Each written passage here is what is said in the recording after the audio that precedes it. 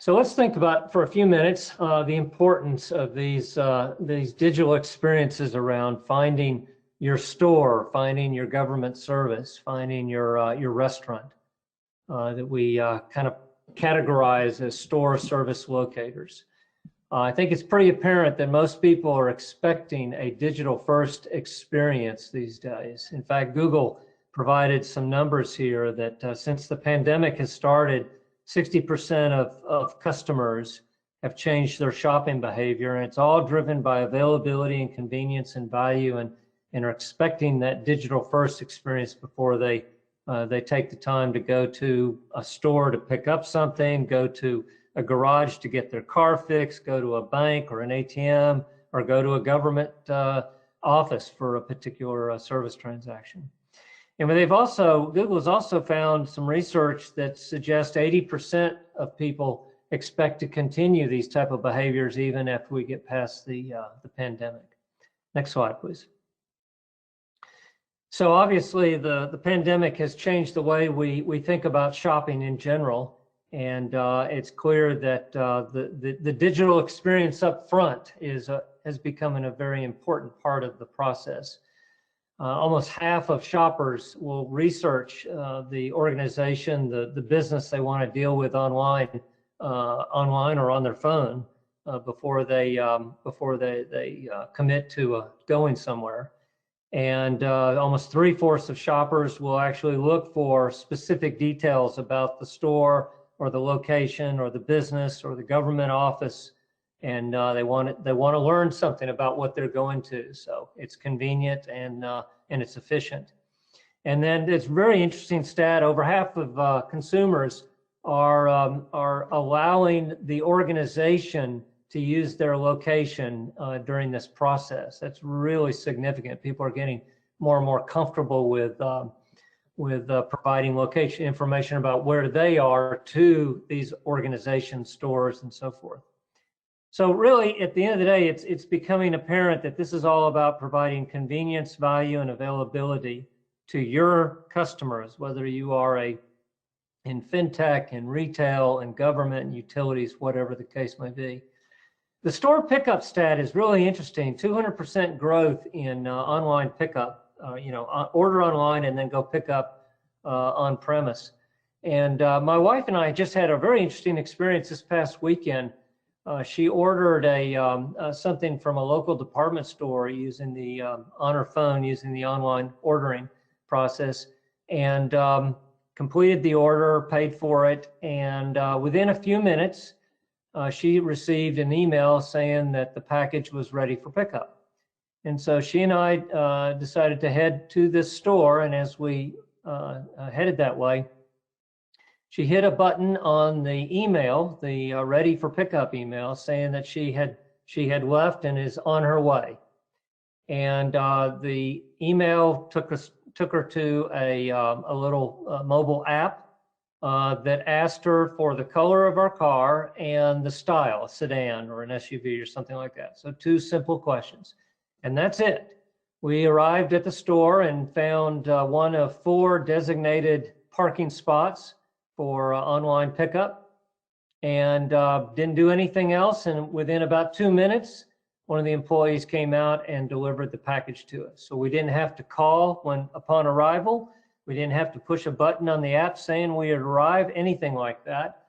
And what that tells me is that as soon as my wife indicated that we were on our way, and she had already given permission for the store or that website, if you will, to track her location, they were tracking her cell phone. And as soon as her cell phone arrived at their parking lot, somebody was notified and they picked up the package and brought it out. This is an excellent example of what location intelligence can do to aid in the digital experience around, in that case, around retail. And it all begins with these store and service locators. Next slide, please. So last quick comment is on the popularity of Google Maps. This is a stat from Google, 1 billion map users. And so it begs the question, if everybody is familiar with using Google Maps already, then clearly that's a good candidate to build your store or service locator app around. So with that, I'd like to turn it over to my colleague. Next slide, please. I'd like to turn over to my colleague, Aaron, who will walk through 10 strategies, top 10 tips for having success with your store or services locator. Aaron? All right. Thank you, Dave. And welcome, everyone. I'm looking forward to walking through these with you all. And what we're showing you today will fundamentally help you do one of 4 key things. I'd like you to think about this as we get started. Dynamically demonstrate the best store location for your customer to visit. Give customers or visitors the details they need to make a decision and how to get there.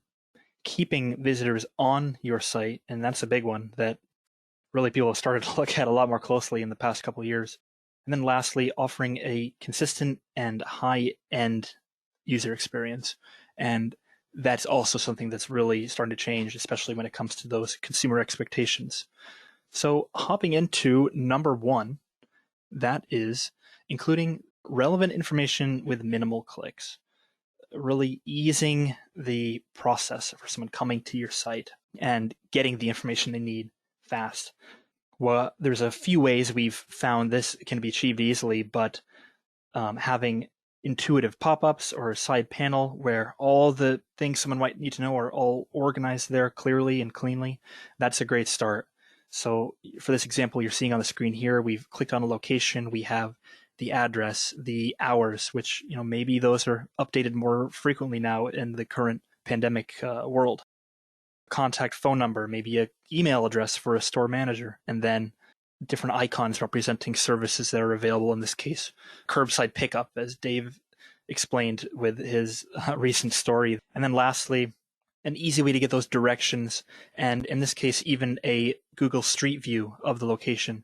And that's something that you can automatically generate using all that information above without having to go and take a picture of all your locations. It's already there in Street View for many cases.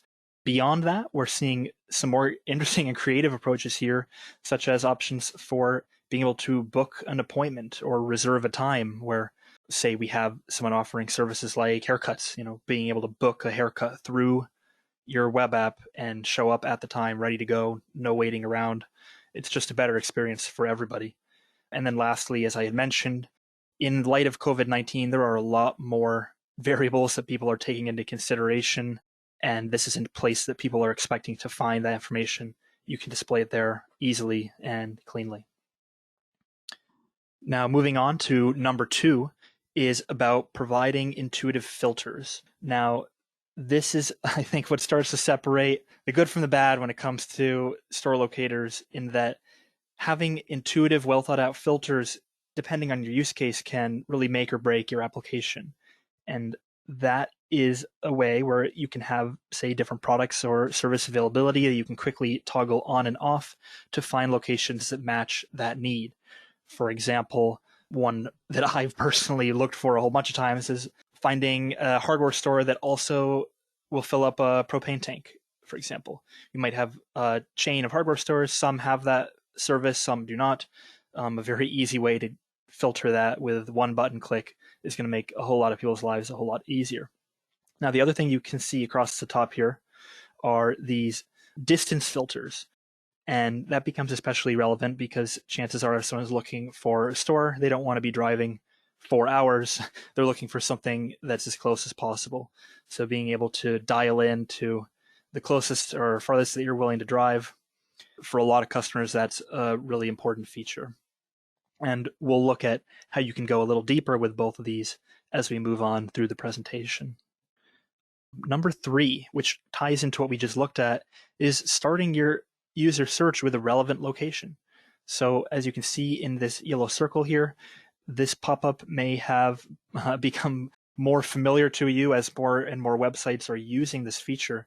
But whether you're on your desktop or on your phone, smart web design has allowed your approximate location to come through to that website, and that allows your application to deliver more relevant results. So the number 1 strategy is to use that auto locate feature, but we can also start with an address. And here's an example of how that would work. we go ahead and type in an address here. We have autocomplete enabled, so we see the list of potential options. It's found me on the map, and now in a very easy operation here, we can get directions to that store. And that's just going to make the process a lot easier for everyone involved.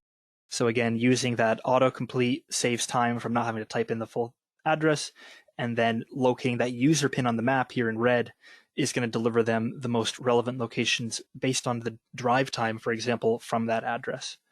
So moving on here to number 4, that is about dynamic interaction between the map and a tabular list. So here you can see a little mock-up I've made of what that looks like for those who might not be so familiar with the nomenclature here.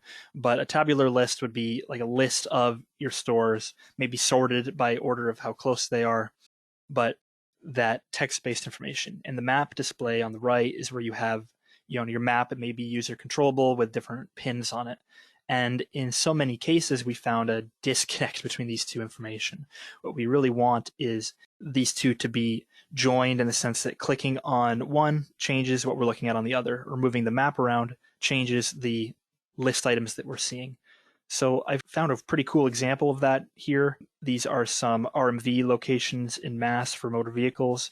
And as I highlight over one, you can see not only do those little map pins jump up and down to give you a sense of where I'm looking at, but if I click on it, it's going to bring up the pop-up by clicking on the list. And vice versa, if I were to scroll the map around, I could get the list to interact dynamically. This is how it's done right. We see a lot of them where they seem a little bit disconjoined. And again, clicking into directions, we can go right into an easy way to find that location. Moving on to number 5 here is going into that directions just a little bit deeper. And the best strategy we found for that is linking into Google Maps to provide those turn-by-turn directions. You can set this up so when someone clicks that link, it's not just going to open a generic maps page, but it can actually open, as you see here, auto-populating the start address to say where the user's been located from, and auto-populating the destination as that particular store. So here with that one click, we can bring up a new window and show 3 different ways to drive there with the traffic for all of them. The best thing about this feature is because it utilizes the Google Maps consumer side, all that routing is done at no additional cost. So another nice little tip there. And one important thing to keep in mind here, we talked about keeping users on your site. This is one potential avenue where, all right, we're clicking on a link, we're going somewhere else. What if they never come back or finish that process of, say, booking that appointment or researching products? So that's why we suggest making sure that new window, as we have here, comes up as, again, a new tab or even a new window that's resized just a little bit smaller so your own site keeps the focus. Moving on to number 6, and that is about optimization. I know our AppGeo team here spends a lot of time looking at all sorts of ways to optimize and save money when it comes to these APIs.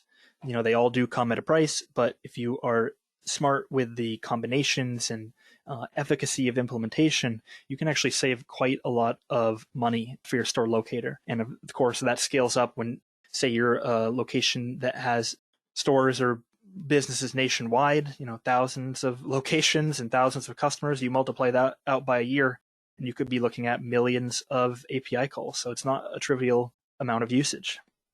So 3 strategies here that really jumped out to us in the context of these store locators is storing your own location data on your own stores to avoid redundant geocoding as far as Google's terms of service goes.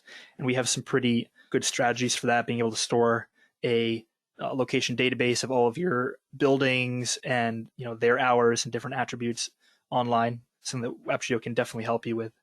On to the next tip here, using static maps as an option, especially for store detail or store profile pages. And I'll show you an example of that on the next slide. And then lastly, consider delaying the loading of a dynamic map, which is that controllable map, until user interaction is detected. So maybe only 1 in 3 users actually need to use the map, but they end up on that page anyway. you can save a lot of money by not having it magically come alive until they start interacting with it. So on this display here, you can see on the left is that static map. So maybe an individual store profile. We only need one snapshot of the map with one pin on it, pretty straightforward. And then, the store details. And it's a whole lot cheaper when you implement that sort of map on your page rather than one where they can zoom in and zoom out. On the right-hand side, we have that dynamic map, and that's where we might need to see all the locations and have control over that zoom level and searching. So here I've zoomed in. We can click on a store, get that pop-up, get all the information, and then even go over to satellite view, for example, or street view. So the dynamic map will give you a whole lot more flexibility, but again, it does come at a little higher cost. So knowing when to use either static or dynamic is a really good best practice and can potentially save your organization quite a bit of money as well. Number 7, that is about one of my favorite features. It's kind of rolled out in the last year, and that is on this idea of cloud styling and custom styling. Now, for a while, Google has had some styling capabilities beyond the default map that you see, but I'm happy to report it has gotten a whole lot better in just the past few months as they've rolled out a brand new styling control panel within Cloud Console and a ton of options to let you really make the map however you want it to look. Now, this might seem trivial, but it's really not, in the sense that you can now align the map that customers are seeing on your site with your brand rather than just having that generic Google looking map that people have seen everywhere. And the other big benefit here is the ability to declutter the map, take things away. That might sound strange, but depending on what type of business you're in, you might like to take away some of those markers for, say, your competitors' locations, which would otherwise show up right there next to yours as pins on the map. With these new features, you have complete control over what is shown. And we found this to be immensely valuable for our government customers as well. This example you see in the background is actually one I developed for a government user where we're only showing municipal buildings. So we don't have all the commercial areas and the restaurants. We're just showing buildings that have that municipal or government tag. And if those are the type of services you're trying to highlight, it really cleans up the map, it really improves that experience. And the best part about it for many users is all this configuration is done in the cloud, and it doesn't even require any programming knowledge to go in and start making these changes. Just a few examples here of what this could mean for your own implementation. Here's a handful of styles that I put together just as a fun example of the variety and the creativity you can have. This is where you can really start to work with things like colors and fonts and roads to make the map feel and look like the rest of your website, the rest of your brand identity, which is a pretty big investment for a lot of organizations. Here's just one last example on that, showing you the differences. On the left, we have that standard Google map you've probably seen 1,000 times with our store icons. On the right, we have our fictitious brand here with our custom colors, a custom map. You can see we've taken away some of those points of interest that may not be relevant to our store locator, and then made those neighborhood names really prominent. So if I'm in the Back Bay in Boston, that's the store that's closest by. So it's a little bit of a game of art and science with addition and subtraction, but the end result can be very powerful and something we are excited about helping our customers tweak going forward. Number 8 is also a new feature in the past year, and that is something called local context, which is now in public beta. And what that allows you to do is show nearby places of interest around your selected store location, and do it in a very dynamic and interactive way. And you can have control over the categories that you want to hide or display. And the key benefit here is you're able to keep your customers on your own site, yet show them some of these other businesses around nearby. And why is this important? Well, more and more customers are looking to do more when they go out. They're very often looking to multitask in the sense that, I might swing by a bookstore, but I'm also looking for a cafe or a restaurant nearby or a park to go read in. So depending on the nature of your business, especially in the tourism and hospitality sectors where you're trying to really show off the local area as a driver for choosing that location, you're able to show, hey, here's my hotel and here are 12 fantastic, highly rated restaurants nearby, all within walking distance. And that's something you can do now without any manual programming, all within the Google Maps platform, all within your own website. So a really cool feature that we are excited to roll out for some of our customers. And again, as you can see on this styled map, it works very well with those styling integrations I just mentioned. Moving on to number 9, that is providing a consistent experience across devices. So more and more people are relying on their phones for doing a lot of this research, and having a map platform that works just as well on mobile as it does on desktop is becoming more crucial to success. So we see here, this could be a product manufacturer where maybe they don't have their own stores, but they're highlighting what stores you can find their product in. And that, depending on the scale of their distribution, could be thousands of locations across the country if they have a wide distribution network. And in this case here, we have that mobile version and the desktop version. Now, we found that using what we call progressive web applications, web pages that dynamically change their look and feel when you open them on a phone versus a desktop, that's a really smart way to do this, because you don't have to go and then develop a mobile specific version that can be rather expensive.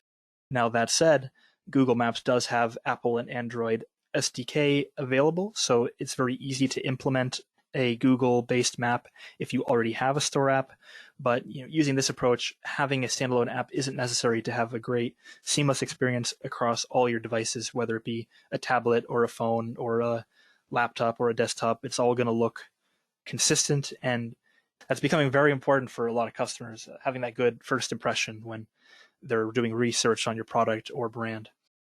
And that brings us to our last tip for the day, and that is taking advantage of the Google Cloud, the underlying environment where all these maps are hosted from and running from. And by moving more of your data and your core applications into the Google Cloud, we see 2 real primary benefits right off the bat. The scalability and reliability is really unprecedented. And as we're approaching what traditionally is the busiest shopping period of the year between Thanksgiving and the December holidays, how many times have you heard about a store website going down because there's too much traffic on Black Friday and the checkout didn't work, and thousands or tens of thousands of customers are disappointed and maybe won't shop there again in the future? That's something you can avoid by relying on cloud infrastructure, and that is to say that you're also able to remove those IT overhead costs of running your own servers, and managing your own servers is really all handled for you. And maps are no stranger to those lessons as well. If you're looking at an application like Store Locator for thousands of locations across the country with maybe millions of page hits, you can't afford that going down. So taking advantage of the Google Cloud and the security, the reliability, the scalability there has done wonders for some of the projects that we've had a hand in. And with that, I'd like to hand it back over to Dave to talk about how you could get started with some of these ideas and how we could potentially work with you. Thank you, Aaron. I hope it's apparent that there's a lot of good ideas here that Aaron has gone over, and as we're saying here, a better locator application is within your reach. So there are 2 ways that we can help you. We can either help you through our consulting services or our development services. Next slide, please. If you have already built a locator app on your own or are planning to build one on your own, we have a consulting program that we could help you address some of these best practices that Aaron has gone through. We call it Spatial IQ, and it basically involves having a kickoff meeting with you to understand either if you already have a locator app, some of the challenges that you're facing. Maybe you want to lower your cost through some optimization, or maybe you want to extend it through some of the new features or capabilities that Aaron showed you. So we'll understand what your goals are around the consulting engagement. And then we go into the consulting set of hours. We can do that over a period of time through virtual webinars, obviously. And we can address best practices on using the APIs, usage monitoring, optimization, analytics. Pretty much anything is on the table related to Google Maps and we can address for you. And then we don't see this as a one and done during the time frame or the year that you're engaged in Spatial IQ. We'll do some quarterly check-ins with you just to make sure that things are going okay, and help you discover, uncover new challenges or discover additional features that you want to take advantage of. And of course, you have access to our help desk hours and training resources.